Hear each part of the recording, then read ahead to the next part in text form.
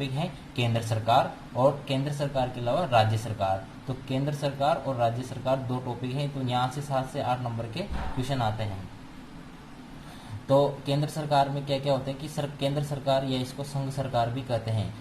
संघ सरकार या केंद्र सरकार के 3 अंग होते हैं। कितने अंग होते हैं? 3 अंग होते हैं। एक होता है व्यवस्थापिका, दूसरा होता है कार्यपालिका और तीसरा होता है न्यायपालिका। तो व्यवस्थापिका क्या करती है? व्यवस्थापिका में का काम है कानून बनाना और कार्यपालिका का काम है कानून को लागू करना और न्यायपालिका का काम है कानून की जो कानून व्यवस्थापिका ने बनाया है उस कानून की जांच करना, उस कानून की जांच करना। तो व्यवस्थापिका में क्या क्या आता है? व्यवस्थापिका में अपने तो सबसे पहला टॉपिक पढ़ते हैं व्यवस्थापिका। तो भारतीय राज व्यवस्था में व्यवस्थापिका को केंद्र सरकार में संघीय व्यवस्था या संसद के नाम से जाना जाता है। उसी प्रकार व्यवस्थापिका को राज्य सरकार में राज्य व्यवस्थापिका या राज्य विधानमंडल के नाम से जाना जाता है। तो संघीय व्यवस्थापिका में क्या आएगी? संसद। क्या आएगी? संसद। संसद के कितने सदन होते हैं? संसद के 2 सदन होते हैं। एक तो होती है लोकसभा जो निम्न सदन होता है, एक होती है राज्यसभा जो उच्च सदन होता है। इसी प्रकार से राज्य व्यवस्थापिका में भी 2 सदन होते हैं। एक होती है विधानमंडल, एक होता है विधान सभा, एक होता है विधान परिषद। तो ये होते हैं 2 सदन होते हैं। तो भारतीय संविधान के अनुच्छेद 79 में कहा गया है कि संघीय व्यवस्थापिका या संसद लोकसभा, राज्यसभा और राष्ट्रपति से मिलकर बनेगी। तो संविधान के अनुच्छेद 79 में कहा गया है कि संघीय व्यवस्थापिका या संसद। तो संसद के 2 सदन होते हैं लेकिन अंग 3 होते हैं। संसद के सदन तो 2 होंगे लेकिन अंग कितने होंगे? 3 होंगे। सदन में लोकसभा जिसे निम्न सदन बोलते हैं, राज्यसभा जिसे उच्च सदन बोलते हैं। लेकिन अंग संसद किस किस से मिलकर बनी होती है? तो लोकसभा, राज्यसभा और राष्ट्रपति। तो आपसे नहीं बोले कि संसद के सदन कितने होते हैं? तो संसद के तो सदन तो 2 होते हैं लेकिन अंग कितने होते हैं? तो संसद के अंग 3 होते हैं, लोकसभा, राज्यसभा और राष्ट्रपति।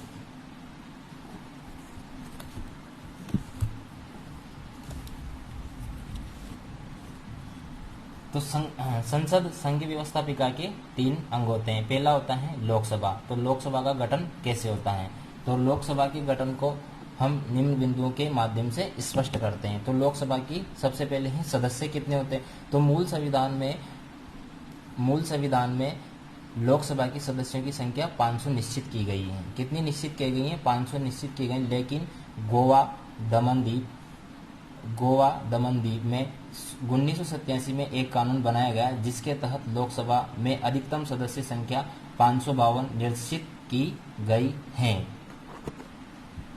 तो मूल संविधान में लोकसभा की सदस्य संख्या 500 निश्चित की गई थी, लेकिन गोवा दमनदीप अधिनियम 1987 में एक कानून बनाया गया जिसके तहत लोकसभा में अधिकतम सदस्यों की संख्या 500 निश्चित की गई है, जिसमें 530 सदस्य संख्या भारत के विभिन्न राज्यों में।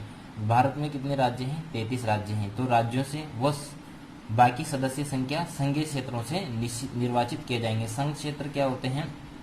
जैसे दिल्ली है, पांडिचेरी है, ये अपने संघ क्षेत्र होते हैं। और 2 सदस्य राष्ट्रपति के द्वारा मनोनीत किए जाते हैं जिन्हें एंग्लो इंडियन कहा जाता है। उन्हें क्या बोला जाता है? एंग्लो इंडियन कहा जाता है। लेकिन वर्तमान में लोकसभा में सदस्य संख्या 545 है, जिसमें 543 का चुनाव किया जाता है जनता के द्वारा। किसके द्वारा? जनता के द्वारा। और 2 सदस्य राष्ट्रपति द्वारा। लेकिन वर्तमान में लोकसभा में सदस्य संख्या 545 है, जिसमें 543 का चुनाव किया जाता है और 2 सदस्य राष्ट्रपति द्वारा मनोनीत किए जाते हैं।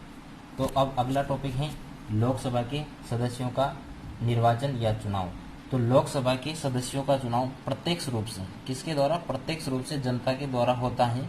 लोकसभा में 18 वर्ष या इससे अधिक उम्र के व्यक्ति लोकसभा का वोट दे सकते हैं। तो लोकसभा का वोट या लोकसभा में वोटिंग करने के लिए कितनी आयु होनी चाहिए न्यूनतम? तो 18 वर्ष तो होनी चाहिए। 18 वर्ष से कम व्यक्ति, 18 वर्ष से कोई भी कम उम्र का व्यक्ति लोकसभा के लिए वोटिंग नहीं कर सकता। लोकसभा का कार्यकाल कितना होता है? लोकसभा का कार्यकाल 5 वर्ष का होता है। प्रधानमंत्री की सलाह से राष्ट्रपति समय से पहले भी लोकसभा को भंग कर सकता है। अभी तक भारत में ऐसा 9 बार हो चुका है। तो सबसे पहले था लोकसभा का गठन, फिर उसके सदस्यों का चुनाव, फिर उसके लोकसभा का कार्यकाल। अब है लोकसभा के सदस्यों की क्या क्या योग्यता होती है। तो लोकसभा के सदस्यों की योग्यताएं हैं, वो भारत का नागरिक होना चाहिए, उसकी आयु 25 वर्ष या उससे अधिक होनी चाहिए, वह सरकार की किसी भी लाभ के पद पर कार्यरत न हो, लोकसभा के सदस्य के खिलाफ न्यायालय में किसी भी प्रकार का मामला दर्ज न हो। अब इनके होते हैं अधिवेशन। क्या होते हैं? इनके अधिवेशन होते हैं। लोकसभा में अधिवेशन होते हैं जहाँ पर जो एमपी जनता के द्वारा चुने जाते हैं, जो सांसद जनता के द्वारा चुने जाते हैं, वो लोकसभा में जाकर बैठते हैं, वो वहाँ पर अधिवेशन में भाग लेते हैं। तो लोकसभा और राज्यसभा के अधिवेशन भारत के राष्ट्रपति द्वारा बुलाए जाते हैं या स्थगित किए जाते हैं।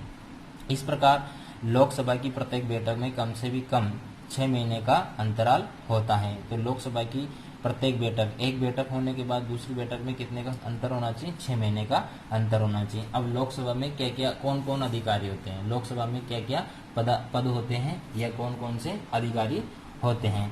तो भारतीय संविधान के अनुच्छेद 93 के अनुसार, भारतीय संविधान के अनुच्छेद 93 के अनुसार लोकसभा अपने में से जो सदस्य चुनकर लोकसभा में गए थे, उनमें से लोकसभा अपने में से सदस्यों में से एक को अध्यक्ष व एक को उपाध्यक्ष का निर्वाचित करते हैं।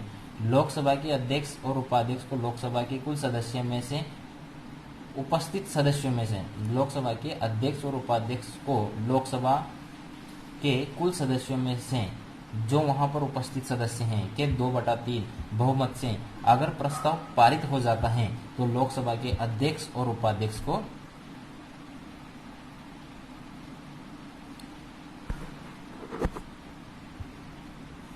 लोकसभा के सदस्यों और लोकसभा के अध्यक्ष और उपाध्यक्ष को लोकसभा के कुल सदस्यों में से उपस्थित सदस्यों की 2/3 बहुमत से अगर प्रस्ताव पारित हो जाता है तो लोकसभा के अध्यक्ष और उपाध्यक्ष को हटाया जा सकता है, लेकिन इसके लिए 14 दिन पहले सूचना दी जाती है। इस प्रकार अध्यक्ष व उपाध्यक्ष को संसद द्वारा निर्धारित वेतन भत्ते दिए जाते हैं। वर्तमान में लोकसभा के अध्यक्ष कौन है?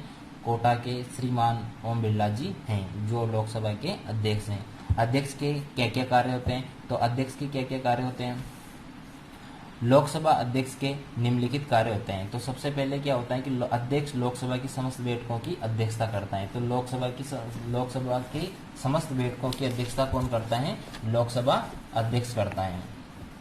दूसरा पॉइंट है, लोकसभा अध्यक्ष सभी सदस्यों को अनुशासन में बनाए रखने का कार्य करता है तथा सदन में शांति व्यवस्था भी बनाए रखता है। लोकसभा अध्यक्ष अनेक समितियों का पदेन सभापति होता है तथा वह प्रवर समितियों के अध्यक्ष की नियुक्ति भी करता है। कोई विधेयक धन विधेयक है या नहीं है, इसका फैसला भी कौन करता है? अध्यक्ष करता है। कौन करता है? अध्यक्ष करता है। तो ये तो थी अपने लोकसभा। तो लोकसभा का संगठन देखा, लोकसभा में क्या क्या होगा। लोकसभा की सदस्य संख्या वर्तमान में 545 है, जिसमें से 543 तो जनता के द्वारा चुने जाते हैं और 2 सदस्य राष्ट्रपति के द्वारा मनोनीत किए जाते हैं। इसी प्रकार से इनका कार्यकाल कितना होगा। दूसरा, इसमें कौन कौन पदाधिकारी होगा, इनके अधिवेशन कौन बुलाएगा, ये सब काम होते हैं लोक